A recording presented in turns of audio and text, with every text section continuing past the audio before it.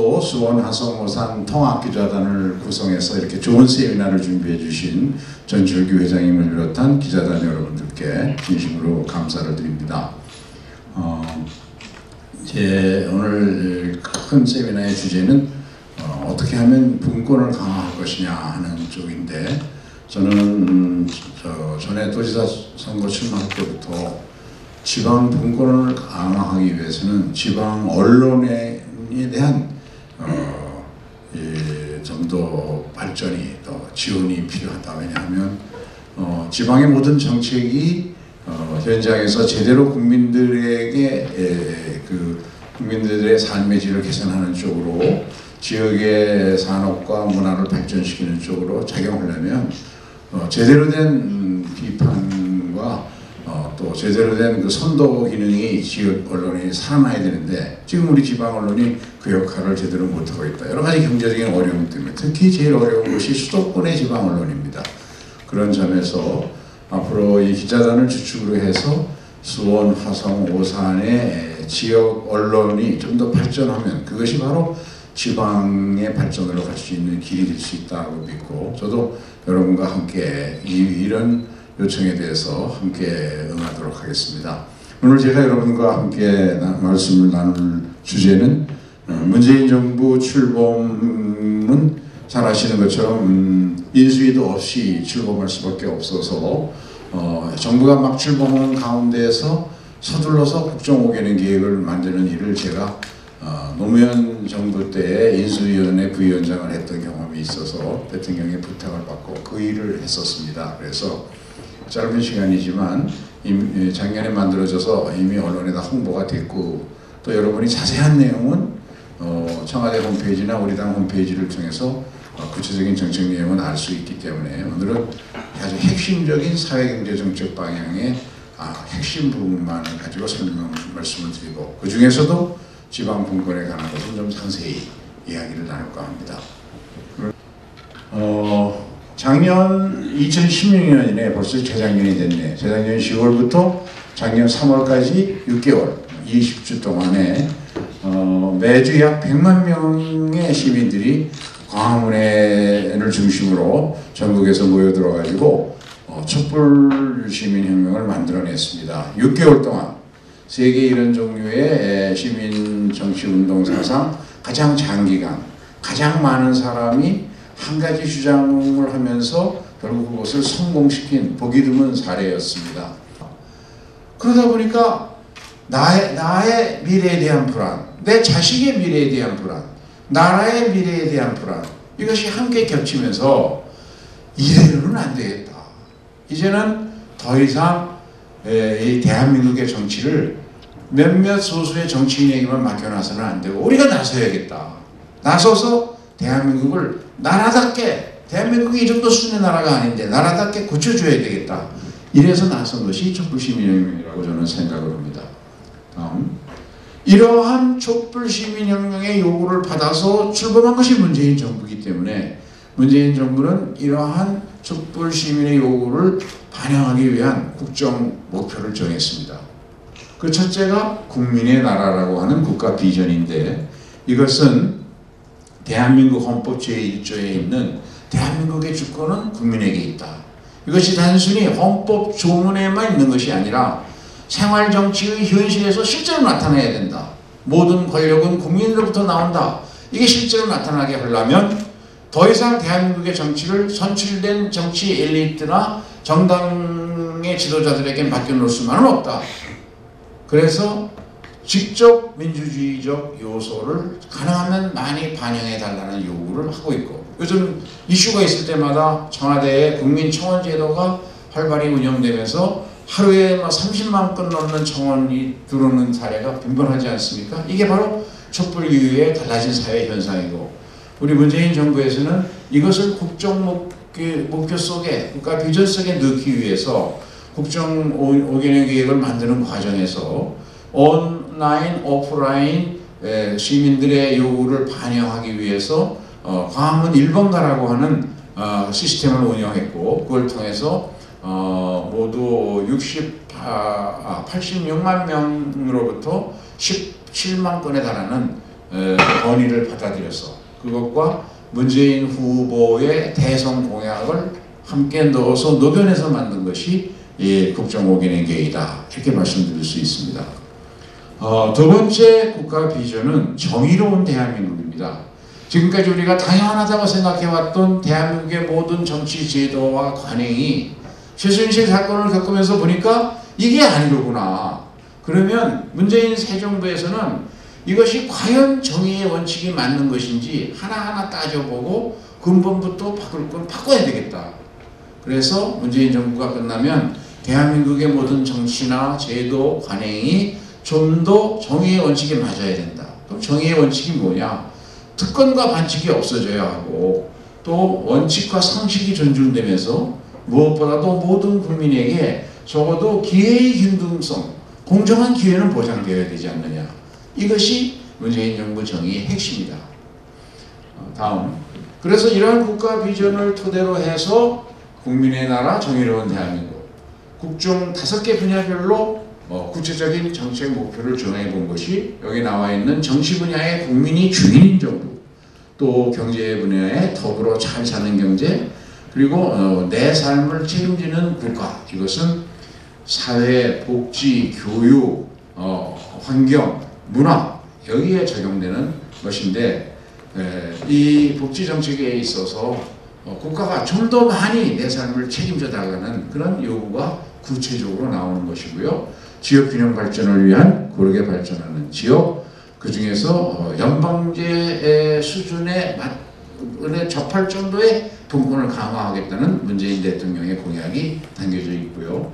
그리고 외교와 국방에서는 북한이 증가하는 핵과 미사일 개발로 인한 한반도의 이 불안을 해결하기 위해서는 적어도 세계 15위권 안에 들어가는 경제 대국으로서 내 나라의 국방은 내가 국방비를 더 쓰고 다른 분야에 허리띠 졸라매더라도 국방비 더 쓰고 확실하게 대북 군사력의 절대적 우위를 확보해야만 북한을 진정성을 가지고 대화의 장에 나오게 해서 한반도의 평화로운 한반도, 번영한 한반도를 만들 수 있다. 그래서 자주 국방을 대원칙으로 해서 한미 공조를 강화하고 대화와 협상을 통해서 한반도의 핵을 몰아내는 평화와 번영의 한반도를 만들겠다. 이런 것들이 공약이라고 할 수 있겠고요. 이제 나머지 분야는 이 사회경제정책 속에서 녹여내고자 하는데 아까 좀 먼저 돌아가서 하나 더 먼저 한 가지 정치면에서 국민이 주인인 정부 중에서 지금 진행되고 있는 검찰개혁과 국정원개혁 또 과거 박근혜 대통령은 지금 재판을 받고 있습니다만 이명박 대통령과 관련된 여러 가지 수사가 진행되고 있는 것을 야당 일각에서는 표적 수사다 뭐 이런 얘기를 합니다만은 지금 소위 적폐청산이라고 하는 것은 그 핵심이 뭐냐? 그것은 우리가 박근혜 최순실 사건으로 봤던 공권력을 사익 편취의 수단으로 쓰는 일만큼은 어떻게든지 막아야 되겠다. 그건 대한민국 국민이 용납할 수 없는 것 아닙니까? 그래서 공권력을 사익 편취의 수단으로 쓰는 일을 막으려면 어떻게 해야 될까? 그거는 검찰과 국정원이 바로 그런 일을 하라고 만들어놓은 기관인데 제 역할을 못하니까 이걸 제 역할을 하도록 개혁을 해야 되는데 역대 대통령 당선될 때마다 또 대선 공약에서 한 사람도 예외 없이 검찰과 국정원 개혁을 외쳤지만 한 사람도 한 적이 없었습니다. 이것을 하다 보니까 그와 관련된 과거의 수사들을 해서 적폐를 청산하고 벌할 건 벌하고 분명히 정의하지 않으면 또 청산이 안 되니까 지금 그것을 문재인 정부 초기에 빨리 신속히 완결하고 개헌을 통해서 제도적으로 개혁을 완성하겠다 하는 것이 정치개혁의 중요한 내용이다 말씀드리겠습니다. 그러니까 대한민국 국민은 세계에서 가장 장시간 일하고 멕시코와 함께 가장 낮은 임금을 받으면서 지금까지 살아왔는데 이것이 60년대 70년대는 통했습니다. 그것 통해서 우리가 고속성장을 할 수 있었는데 그때는 우리나라 경제가 선진국이 다 만들어 놓고 경험해 본 것을 실패한 건 안 따라가고 성공한 것만 베끼기 투자를 하는 것이었고 베끼기 투자할 때는 임금 좀 덜 받고 밤잠 좀 안 자고 열심히 일하면 그것이 중요한 성공의 요인이어서 우리 재벌 기업들도 근로자들도 공무원들도 밤새워 일해서 세계에서 가장 빠르게 경제성장, 고속성장을 만들어냈고 그걸 토대로 민주화도 만들어냈죠. 그런데 문제는 이것이 97년 외환위기 때쯤 와서 베낄 게 없어졌습니다.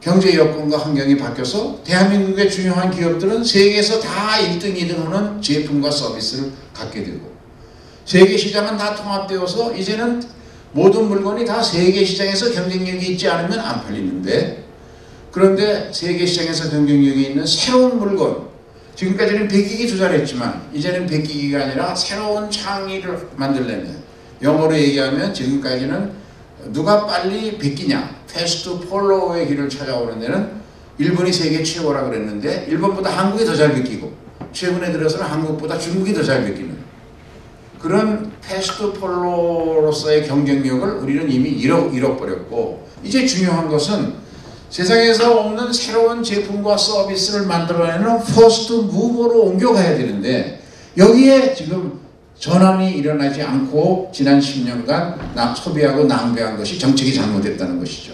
왜냐하면 퍼스트 무버로 가려면 노동의 가치를 인정해주고 노동자들을 존중해주고 창의력이 살아나게 제대로 임금을 주고 너무 장시간 일하지 않고 가족과 함께 저녁이 있는 삶을 살게 함으로써 생각하고 창의력이 나오게 만들어줘야 되는데, 그냥 미련하게 계속 임금 덜 주고 장시간 부려먹는 것만으로는 창의적인 새로운 제품과 서비스를 만들어낼 수가 없다. 이런 방법으로는 절대 선진국이 갈 수 없다. 이런 믿음과 확신이 있었기 때문에 어려움이 있지만 노동의 가치를 제대로 인정해 주기 위해서는 우리가 OECD 상위 10위권 안에 들어가면서 어떻게 임금은 27이냐. 적어도 문재인 정부가 끝나기 전에 임금이 OECD 평균은 돼야 될 거 아니냐. 그렇게 해서 세워놓은 것이 최저임금 인상 정책입니다. 지난 수십 년간의 이 경제정책에서 저임금 정책을 단기간에 극복하려다 보니까 다소 무리가 따릅니다. 임금 인상의 폭이 예년 평균보다 2배나 됐죠. 그러다 보니까 이걸 따라오기 힘든 자영업자, 소상공인, 중소기업 문제가 있습니다. 이 사람들은 앞으로 5년 동안은 문재인 정부 내에는 그동안은 재벌을 중심으로 예산의 3분의 1 이상을 썼지만 이제는 그 중소기업, 자영업자 이 사람들이 새로운 임금 인상 정책에 적응할 수 있도록 지원해 주는데 돈을 좀 쓰겠다. 우선 당장 올해 세워놓은 것이 3조를 쓰겠다는 것이죠. 두 번째, 우리 대한민국이 안고 있는 가장 큰 문제는 출산율이 세계 최하위인 나라가 되어버렸다는 것이죠. 이 가장 큰 지난 10년간 이걸 극복하기 위해서 역대 정부가 매년 10조씩 100조 원을 투입했지만 출산율은 계속 떨어지고 있습니다. 백약이 무효입니다. 그럼 왜 그럴까? 제 판단은, 문재인 정부의 판단은 이것은 첫째는 이유가 뭘까? 그거는 일자리 때문에 그렇습니다. 왜냐하면 일자리 구하기가 워낙 힘드니까 그건 다 일자리 구한 다음에, 그러다 보니까 출산 연령이 자꾸 늦고, 그러다 보니까 결국 결혼 못하는 노처녀 노총각이 많아지고 일자리가 큰 원인이다. 그래서 일자리 문제가 해결돼야 된다. 그것이 첫 번째 조건인데, 그 뒤에는 중요한 것은 아이를 낳고 키우는 것이 한국처럼 힘든 나라가 없습니다. 아이를 낳고 키우는 것을 좀 더 정부가 많이 보장해 줘야 되는데, 그동안은 우리가 이 유치원, 유아원 교육을 포함해서 교육비에 대한 지출이 재정에서 차지하는 비중이 OECD 국가 중에서 가장 낮은 나라였습니다. 이것을 매년 적어도 10조 이상 이 분야에 더 투자를 해서 OECD 국가 평균을 빨리 따라가야 되는데, 따라가려면 10년 걸립니다. 그러나 지금부터 빠르게 국공립 보육시설을 많이 늘리고 또 여성들만 아이를 낳는 책임을 맡겨놓는 이 문화를 빨리 개선해야 되는데, 그러려면 경력 단절이 있어서 그 여성, 지금 대한민국에는 대학 진학률이 여성이 더 높습니다. 모든 대학의 수석 졸업자는 다 여성입니다. 사법시험, 행정시험, 외교관 시험 30% 40% 여성이 되고 있고 여성이 다 수석합니다. 그런데 여성들이 막상 최고위직으로 올라가는 데는 전부 탈락하고 있습니다. 왜냐하면 결혼한 여성은 애를 낳고 키우느라고 적어도 10년 동안 경력단절을 만들어내고 나중에 다시 들어오려면 극소수를 제외하고는 경쟁력이 없어지거든요. 그래서 경력단절을 어떻게 막아내느냐. 그러려면 아이를 낳고 키우는 것이 더 이상 이렇게 힘든 나라, 이 나라에서는 안 된다. 아이를 낳고 키우는 것을 여성의 책임이 아니라 사회가 공동으로 부담해야 하고 남자도 함께 부담해야 되니까 남성들의 육아휴직을 의무화해야 돼요. 그리고 이 보육과 교육에 대한 국가의 투자를 획기적으로 늘려서 이 문제를 해결하겠다 하는 것이 가장 중요한 복지정책의 핵심이다 말씀드리겠습니다. 다음, 이렇게 경제사회 정책을 바꿨을 때에 우리 재정을 통한 소득 재분배 효과가 어떻게 바뀔까 하는 것을 그래프로 그려본 그림입니다. OECD와 IMF가 한국의 소득 불평등의 가장 큰 원인으로 재정을 통한 소득 재분배 기능이 OECD 국가 중에 꼴찌인 나라가 대한민국이다. 그런데 재정의 건전성은 OECD 국가 중에서 한 번도 최상위 3위 밖으로 떨어진 적이 없습니다. 재정이 가장 건강한 나라입니다. 우리 국가 부채의 부담이 지금도 전체 재정 규모에서 40%를 넘지 않습니다.